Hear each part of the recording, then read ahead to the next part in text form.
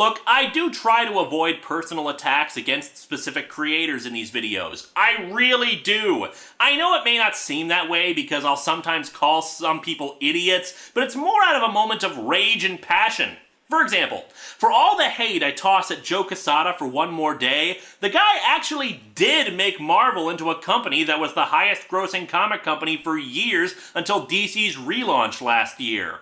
As much as I hate Rob Liefeld's writing and art, I've heard creators talk about how enthusiastic he is about the medium, and, for good and for bad, he did help revolutionize creators' rights and independent comics in the 90s, when he and a bunch of others split off to form Image Comics. And Frank Miller...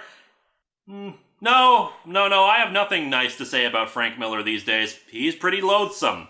Him and Gary Brodsky, the sexist sack of crap.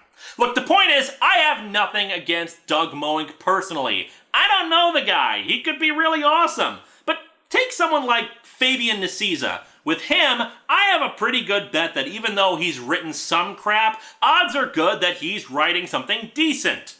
Doug Moench?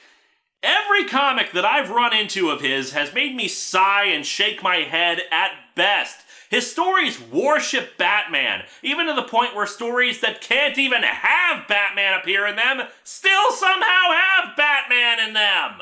Number 5. Joe Quesada isn't the one who saved Marvel Comics. Avi Arad did.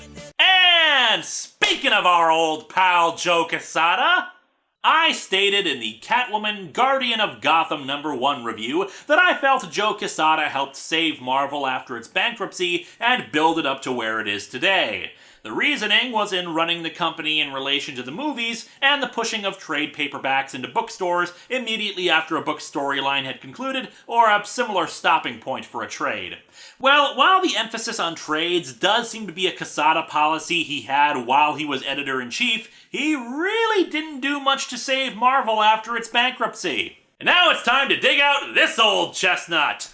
Comic history you don't care about but probably need to know in order to understand this. We've talked before about the speculator boom of the early 90s and all the horrible things done to comics related to that. Holofoil covers, more collectible edition comics, trading cards, and guns! However, we've only briefly touched on the guy who's actually responsible for it. This guy, Ron Perelman.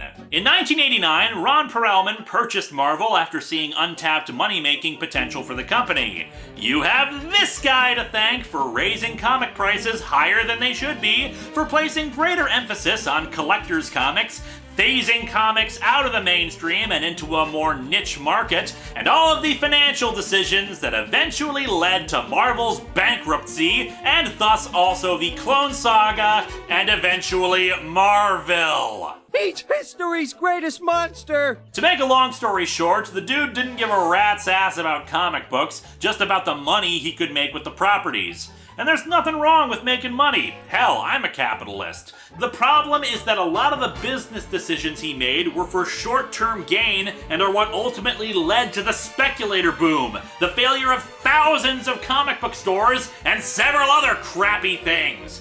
After Marvel was eventually bought again away from Perelman's hands, then new editor-in-chief Bob Harris tried to help the company by launching tons of new #1 issues. Sound familiar? But that's not what ultimately made Marvel the powerhouse it is today. No, the credit there belongs to former Toy Biz CEO Avi Arad. He and other Toy Biz co-owner Isaac Perlmutter purchased Marvel away from Perelman after a series of complicated negotiations, as well as obtaining movie rights to several other Marvel characters. They also waited for a few more movie rights to expire on characters like Iron Man, Thor, and the Hulk, and then revert back to Marvel. He then came up with a plan for Marvel to start its own movie studio at a low risk to the company, mostly because Marvel wasn't seeing a good chunk of the money from financial successes like Blade, X-Men, or Spider-Man. And what did that ultimately lead to?